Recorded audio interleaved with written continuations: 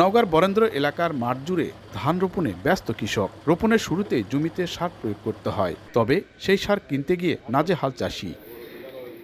সরকার প্রতি KG MOP সারের দাম 20 টাকা, ইউরিয়া 27 টাকা এবং টিএসপির 27 টাকা দাম বেঁধে দেয়। কিন্তু জেলার মাঠ পর্যায়ে সারের কৃত্রিম সংকট তৈরির অভিযোগ উঠেছে। কৃষকদের অভিযোগ, সরবরাহ কমার অজুহাতে সব ধরনের সারের বস্তাপ্রতি 250 টাকা পর্যন্ত দাম বাড়িয়েছে ব্যবসায়ী ও ডিলাররা। সার কিনতে গেলে দোকানদার বলে যে সার নাই দোকানে, দাম এই লাগবে, হলে আসে না হলে নাই। 100 টাকা 200 টাকা বেশি, যার জন্য টাকা বেশি হলে দিচ্ছে। গতবারের চাই খরচটা অনেক বেশি, তো এবারে ধানের দামটা একটু বেশি রাখলে কৃষকরা বাঁচবে। চলতি মৌসুমে 1,93,000 হেক্টর জমিতে বোরো চাষাবাদের লক্ষ্যমাত্রা ধরা হয়েছে। জানুয়ারি থেকে মার্চ পর্যন্ত জমি চাষাবাদের জন্য সারের প্রয়োজন 75,400 মেট্রিক টন।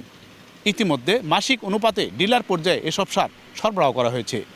কিন্তু মাঠ পর্যায়ে চাষিদের অভিযোগ, সারের কৃত্রিম সংকট তৈরি করে অতিরিক্ত মুনাফা হাতিয়ে নিচ্ছেন ব্যবসায়ীরা। এদিকে সারের দাম বৃদ্ধি নিয়ে পাল্টাপাল্টি অভিযোগ করছেন ডিলার ও খুচরা ব্যবসায়ীরা।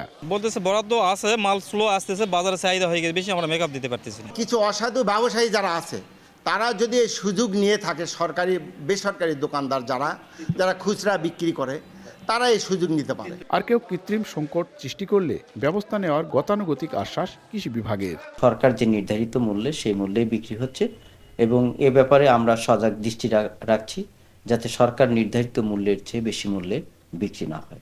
বিএডিসির 207 জন ও বিসিআইসির 127 জন নিবন্ধিত ডিলার নওগাঁয় সার সরবরাহে কাজ করছেন।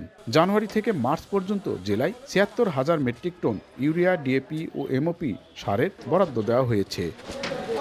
এমআর রকি, সময় সংবাদ, নওগাঁ।